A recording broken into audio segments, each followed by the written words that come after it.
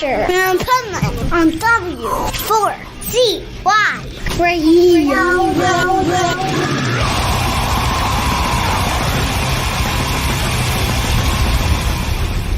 Wake up, America! It's time for the Adventures of Pipeman on W4CY.com, West Palm Beach's #1 internet radio station. Here's your host, the Pipeman.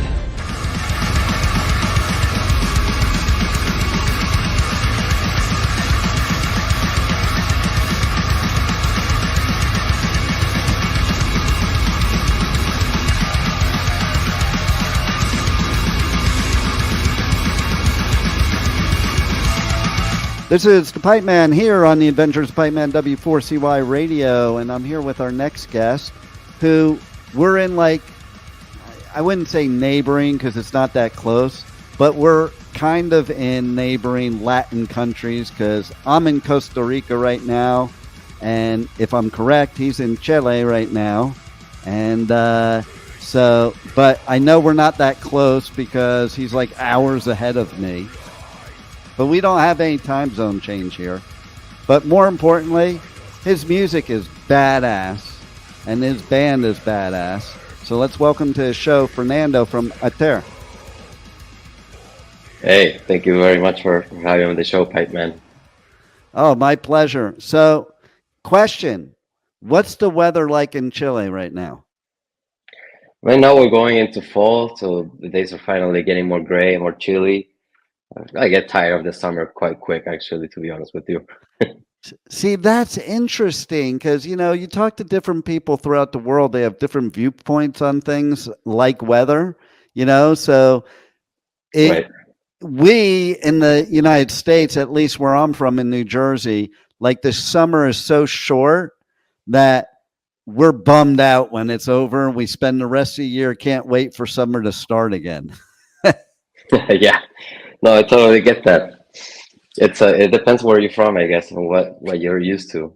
That's right. So my question then is do you think that affects how you write music, in your opinion? That's a hard question to answer because I've wrote music all over the map, to be honest with you, and especially for this album, I was in different places for almost every song. Wow. But yeah, I did two of the songs of the new album were done here in Santiago while I was visiting. But I was living in California at the time, so many of them were done in California, and during different times of the year too, winter or summer. And but I do think there is some influence there. It does affect a bit on how you're predisposed to write music, you know.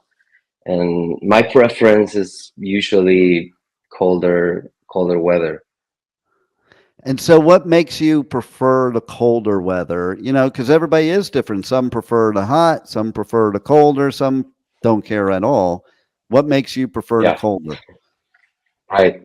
I feel like I can be more active when it's cold. Like when it's too hot, I feel overwhelmed by the heat, and it's like I feel lazy and just I feel like I'm melting all the time.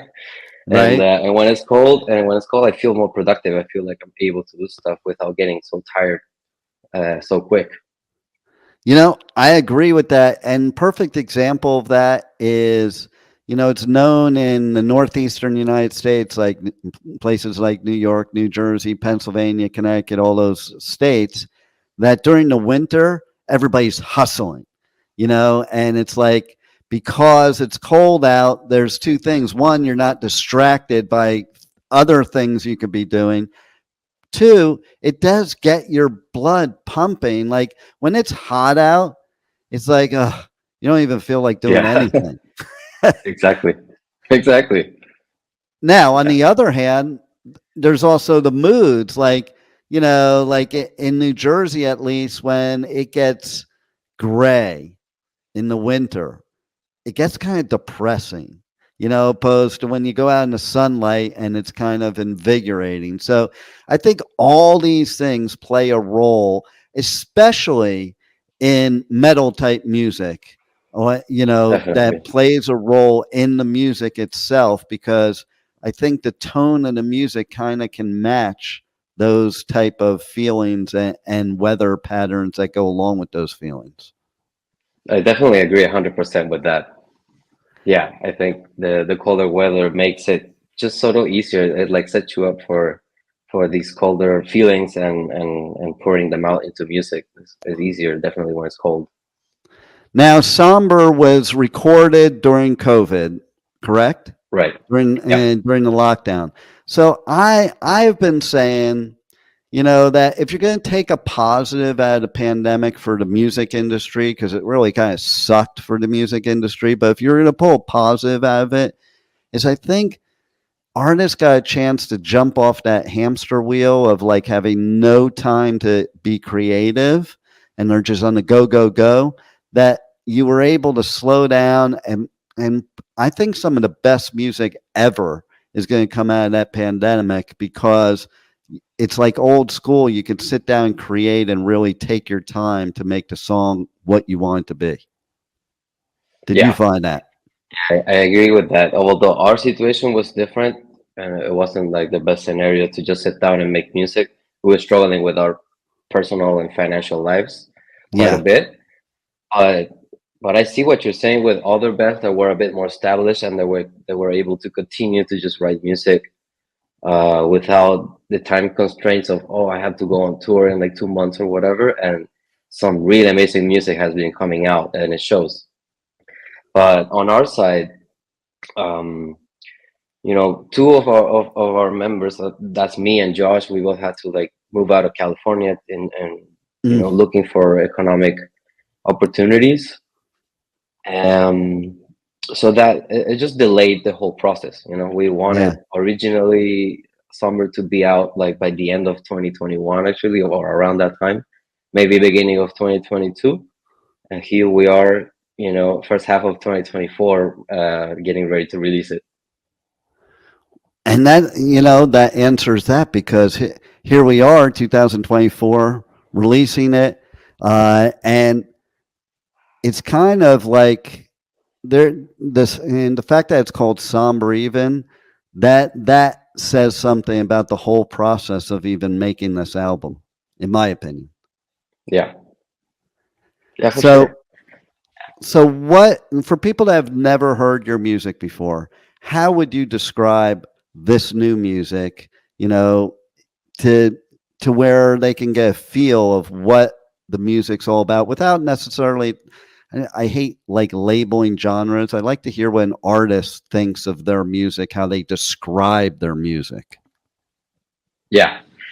Well, without going too much into labels, I would describe it as probably one of the heaviest releases of the recent years, and very atmospheric, very dense, and very very somber. Just like the title is actually just based on the sound, on the overall sound of the album. We picked it, and then we developed the sound even further with the title. But I think it's very somber, not necessarily depressing, but it's like a somber view on the world, and a reflection of that inside oneself.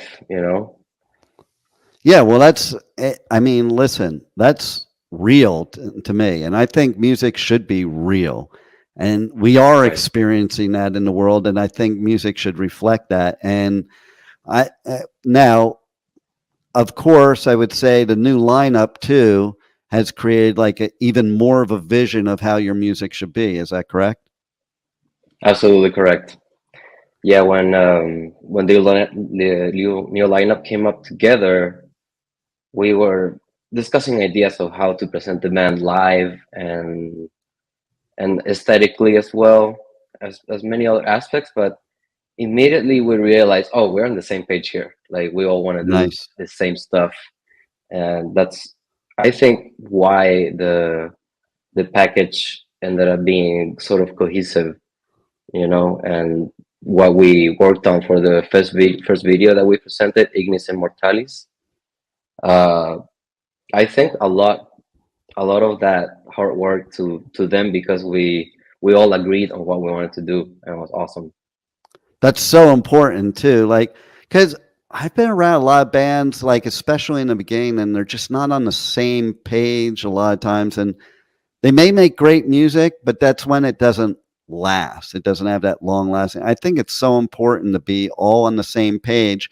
Now, that doesn't mean you don't have different influences, you don't have different likes and dislikes, but you can work as a cohesive team to make a finished product that everybody likes. Definitely, yeah. I think it's key, to have everyone in the boat sort of like push it to the same, on the same direction, because Yeah. otherwise it's just so hard to get anything accomplished. Really, things take longer, and when you have the energy of three people that are pushing towards the same thing, Yeah. it's way better. Oh, no doubt about it. And so tell me, is there one moment in your life that's when you knew 100% this is what you wanted to do? Yeah, for sure. It was very early on, to be honest.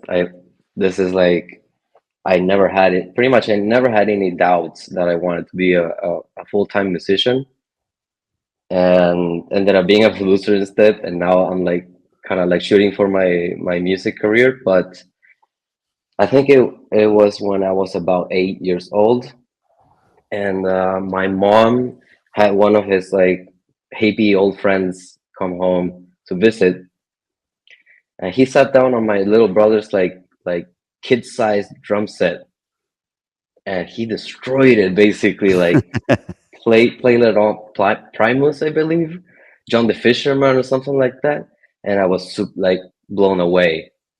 And I was Wow. immediately hooked on Primus and hooked on music and drumming and everything. But I knew then that's what I need to be doing for forever. I knew then. I was about 8 years old when that happened. Wow, I love it.